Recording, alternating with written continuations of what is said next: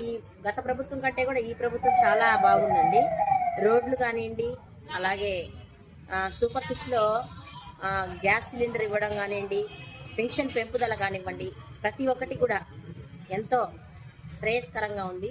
ఇసుక కూడా చెప్పిన విధంగానే చంద్రబాబు నాయుడు గారు కానీ అమలు చేశారు. అలాగే మా రూరల్ శాసనసభ్యులు కోటారెడ్డి శ్రీధర్ రెడ్డి గారు కూడా ప్రతినిత్యం ప్రజల్లో ఉండి ప్రజలకి ఏం కావాలి, ప్రజల అభివృద్ధి పనుల కోసం కృషి చేస్తున్న నాయకుడు.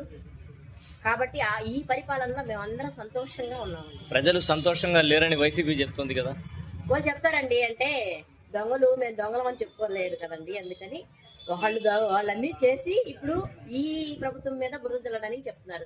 కానీ మేము స్థానికంగా ఉండే వాళ్ళమి, ప్రజలమి మేము అనుభవిస్తున్నాం కదండి. అన్ని నెలకి 50,000 ఇచ్చేసాం, సంవత్సరానికి 50,000 ఇచ్చాము అని చెప్పి వాళ్ళు అంటున్నారు. ఏం లేదండి, మా పాపకు కూడా అమ్మఒడి అనేది కూడా మాకు కూడా రాలేదండి. ఇస్తామని చెప్పి లాస్ట్ మినిట్ లో కూడా ఇవ్వకుండా మానేస్తారండి.